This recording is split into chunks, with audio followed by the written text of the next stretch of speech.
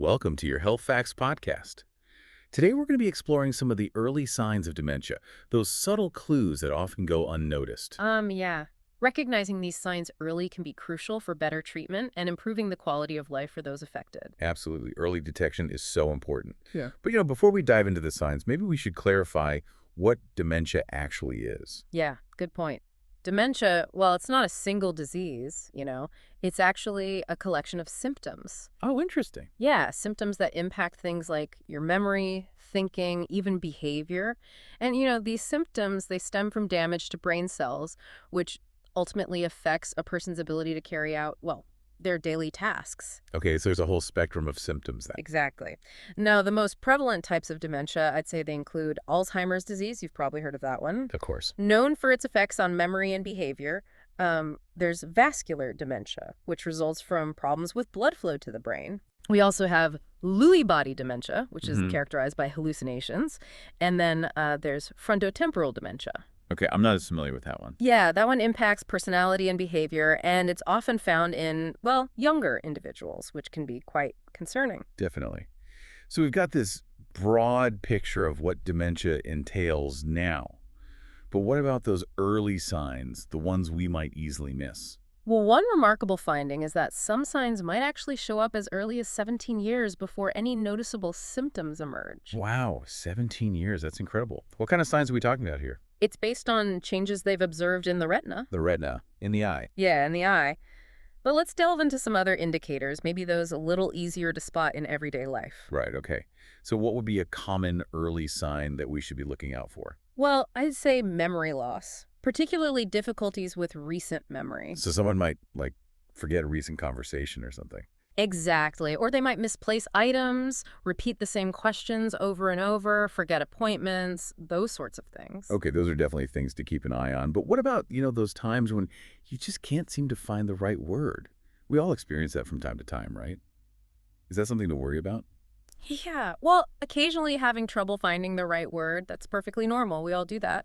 But if it becomes a persistent struggle, one that actually hinders communication, that could be an early sign of dementia. I see. So it's more about the frequency and severity then. Exactly. It might involve, substituting words incorrectly, struggling to name familiar objects, or even completely avoiding conversations because they're afraid of making mistakes. Makes sense. I guess when it starts affecting your ability to communicate, that's a red flag. Exactly. And communication is, well, it's vital. It's vital for social interaction and just overall quality of life. So if you notice those kinds of patterns in yourself or someone you know, seeking medical advice is important. It really is. Absolutely. It sounds like picking up on these subtle shifts in behavior is key. Yes, definitely. And another one that's often overlooked is a decline in motivation Oh, interesting. or a lack of interest in activities that, were once enjoyed. So like someone who used to love gardening suddenly has no interest. Yeah, or they might be reluctant to leave the house, engage with friends, or participate in hobbies they were once passionate about. Right, and that kind of withdrawal, couldn't that just be depression as well? It could. It definitely could. But if it's persistent, if it really sticks around, it could indicate underlying changes in, well, in brain function. So it's worth looking into. Okay, so it's about paying attention to those longer-term patterns. Yeah, and another thing to be aware of, it might seem a little surprising, is frequent falls. Falls. What do falls have to do with dementia? Well, studies have actually shown a higher risk of falls and accidents in general in the years preceding a diagnosis of Alzheimer's disease. Huh, that's interesting. So falls could potentially be an early warning sign. Exactly. It suggests a possible connection between falls and, the early stages of the disease. Okay, so we've covered memory loss, changes in motivation, and even falls. Are there any other early signs that we should be aware of? Well, another one is disorientation, like getting lost in familiar places. So more than just forgetting where you parked your car, for example. Right. This goes beyond simple forgetfulness, forgetting how to get to the grocery store, a friend's house, places they've been to countless times. Yeah, that definitely sounds more serious. It suggests a possible decline in the brain's navigational abilities. That's pretty concerning. It is. And then, we have changes in sleep patterns. Oh, right. Sleep can be affected by so many things. It can. But in this case, it could be things like insomnia or excessive drowsiness. Okay. Many individuals experiencing a cognitive decline, they report alterations in their sleep, things like waking up frequently during the night or having trouble falling asleep in the first place. I see. So it's not just about the amount of sleep, but also the quality and patterns. Exactly. And some types of dementia, like Lewy body dementia, are linked to abnormal sleep behaviors, like sudden movements or even talking in their sleep.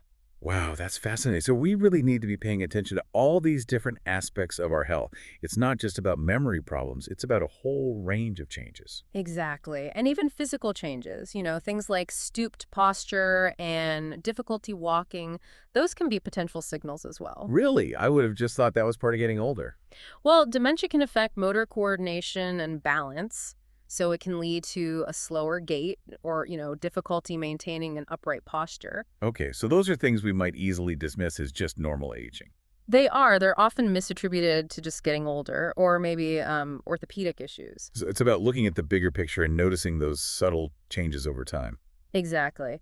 And another thing that can be an early sign, it's struggling with routine tasks, things that used to be effortless. Like what kind of tasks? Well, it could be things like preparing meals, paying bills, or even following a recipe. Huh. So they might feel overwhelmed by tasks they used to handle easily. Exactly. It's like their brain is having trouble processing the steps involved. That's really insightful. Yeah. I think a lot of people will relate to that feeling of suddenly struggling with things that used to be second nature. Yeah, it's definitely something to pay attention to, especially if it's a new development. Right, because it could be a sign that something deeper is going on. Exactly. And it's always best to err on the side of caution and get it checked out. I agree.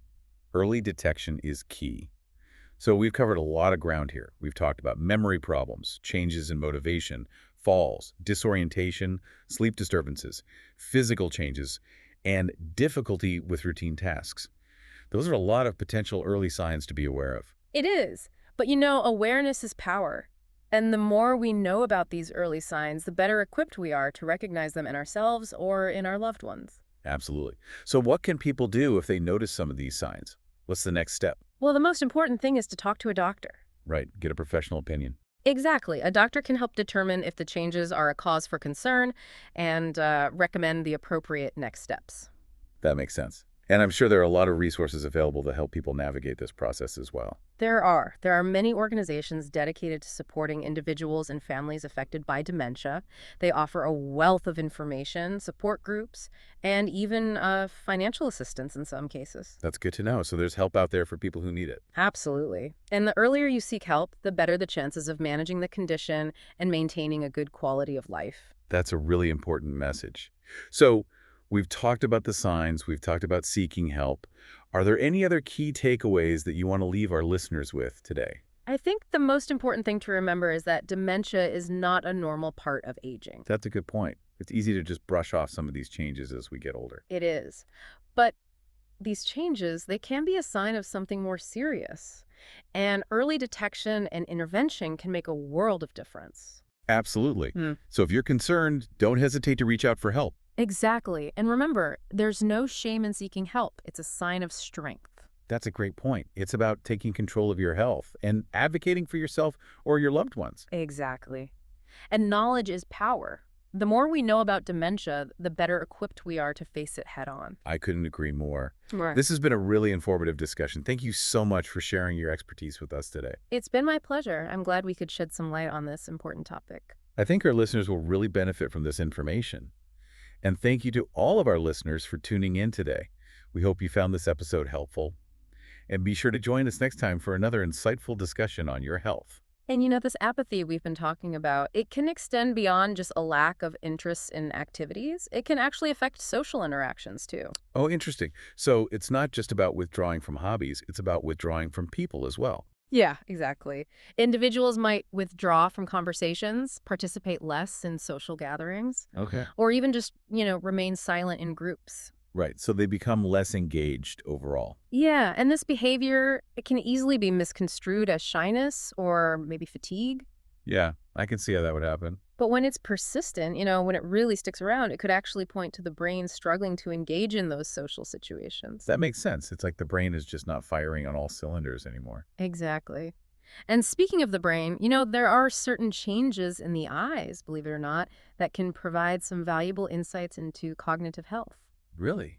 The eyes. I Yeah. wouldn't have thought of that. Yeah, it's fascinating.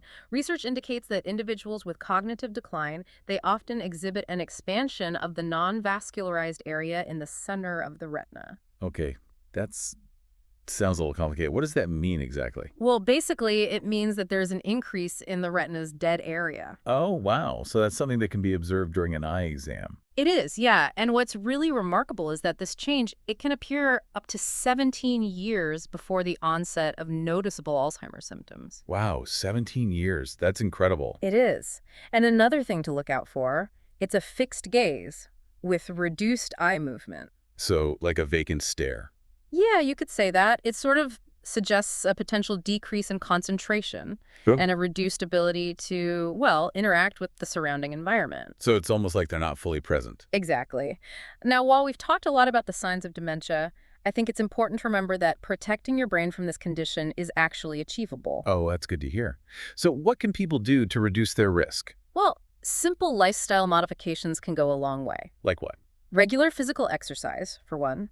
Something as simple as a brisk 30-minute walk each day can make a big difference. Okay, that's manageable. And then diet plays a crucial role as well.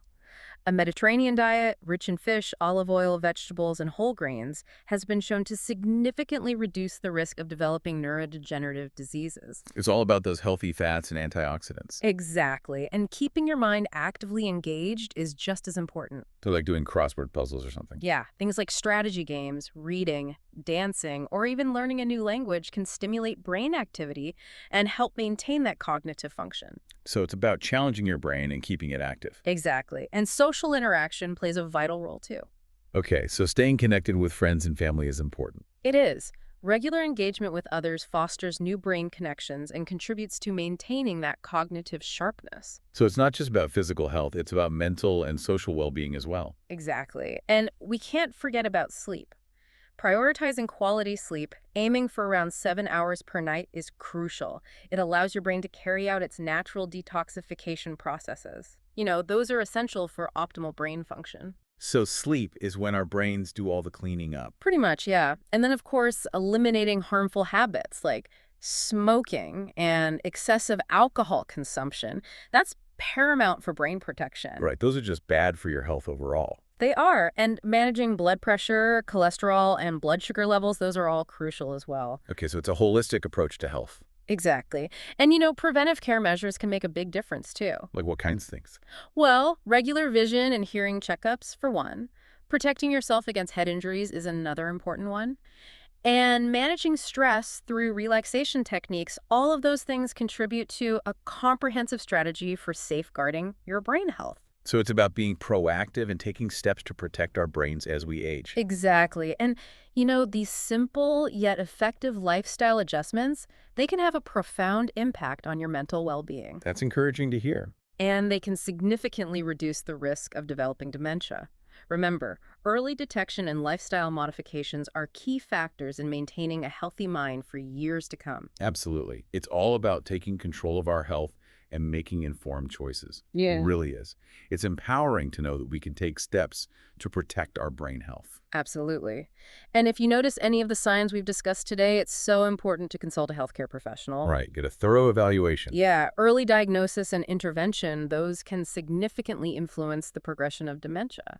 And ultimately improve the quality of life for those affected. Exactly. So maintaining a healthy lifestyle, staying informed about those potential risk factors, it all empowers us to take those proactive steps towards better brain health. It does. And, you know, for anyone looking for more information about brain health and dementia, you can subscribe to yourhealthfacts.com. That's a great resource for staying up to date on all the latest research and advice. Well, this has been an incredibly insightful discussion. Thank you so much for joining us today and sharing your expertise. My pleasure. It's been great talking about this important topic. I think our listeners will really benefit from this information. And to all of our listeners out there, thank you for tuning in today. We hope this deep dive into the early signs of dementia has been helpful. Remember, early detection and a proactive approach can make a real difference. Take care of yourselves and stay tuned for more insightful discussions on your health.